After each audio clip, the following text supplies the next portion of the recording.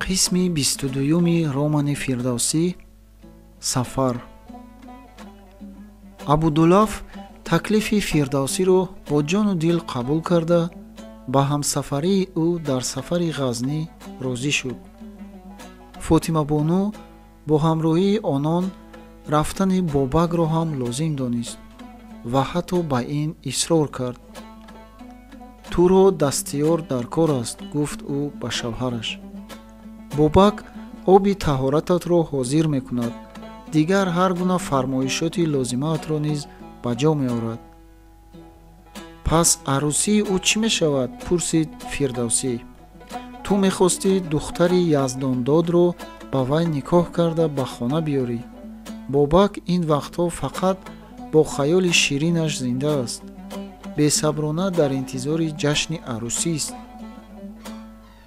Арӯсии ӯро ба вақти баргаштани ту мегузорем.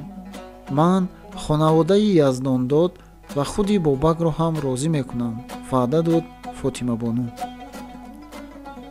Хонаводаҳои Яздондоди Барзгар ва Фирдавсӣ ҳамсоя буданд. Бобак духтари ҳамсоя Ширинро нағз медид. Духтарак ҳам ба ӯ моил буд. Дуяшон гоҳо пинҳонӣ бо ҳам вохӯрда изҳори муҳаббат мекарданд. Бобаки ятимро Фотимабону дар 12-солагиаш аз шодоб оварда дар хонаи худаш тарбия ва калон карда буд. Вай аз рози дили ҷавон огоҳ ки буд, Ширинро барои ӯ хостворӣ кард. Бо маслиҳати хонаводаҳо тӯи арӯсӣ бояд дар аввали тирамоҳ баргузор мешуд. Як саҳари серуни августии ҳамон сол Фирдавсӣ бо Абудуллафу Бобак дар қофилаи базаргонони хуросонӣ, ки аз Шом баргашта сӯи Ҳирот мерафтанд, 2 шутурро киро карда ба сафар баромаданд.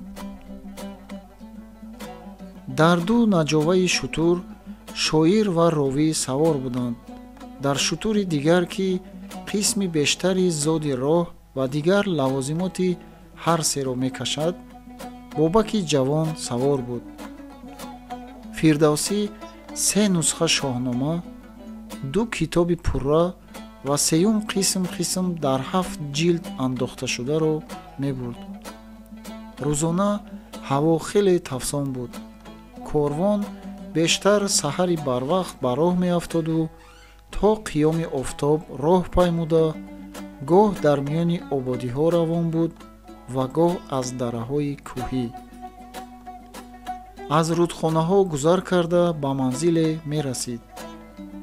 Шутурони биёбоннавард якҷоя бо молҳои тиҷоратӣ, ҷуволҳои биринҷ, нахуд, ҷав, арзан низ мекашиданд.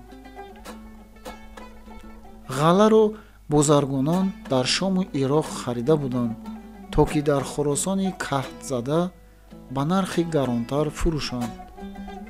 Он сол дар Хуросон қаҳтӣ буд. киштҳо аз селҳои калон ва жолаи фаровон нобуд шуда буданд. Фирдавсӣ, ки дар шоҳнома ҷо ҷо воқеаҳои рӯзгори худашро сабт мекунад, аз офати жолаи он сола нолидааст. Тагарг омад имсол бар сони марг, маро марг беҳтар будӣ з он тагарг.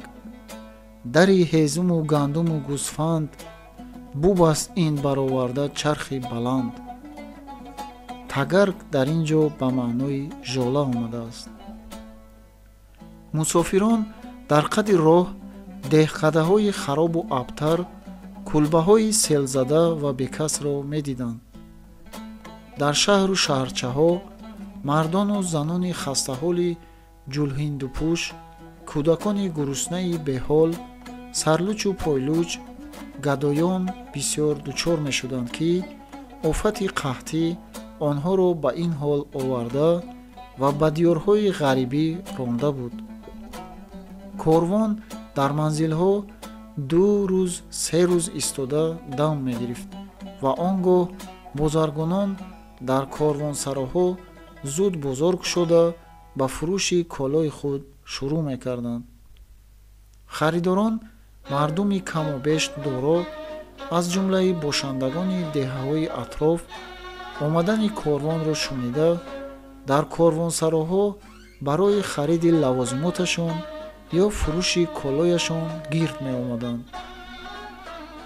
аз субҳ то шом овои ҳазини гадоён қатъ намешуд.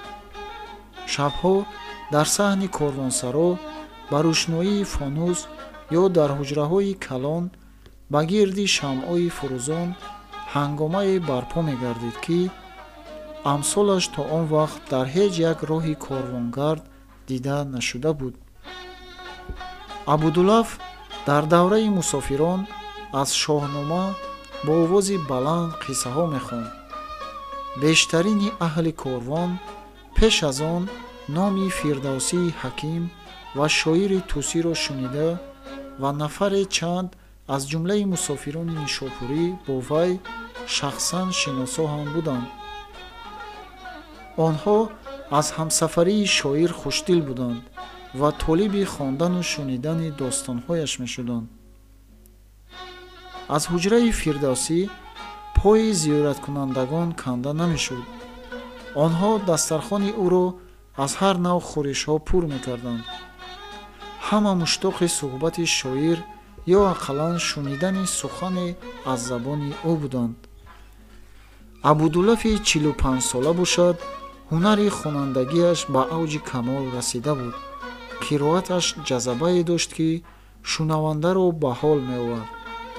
корвонсолор бозаргони ҳиротӣ ҳоҷӣ абдураҳим, марди дарозтантанаи пойкӯтоҳ, рӯзе як бор ду бор шоирро дар ҳуҷраи ӯ зиёрат карда, суханоне аз қабили «Хоки поятон шавам, сафари муборакатонро бо корвони ман кардед, сари маро ба осмон расонидед.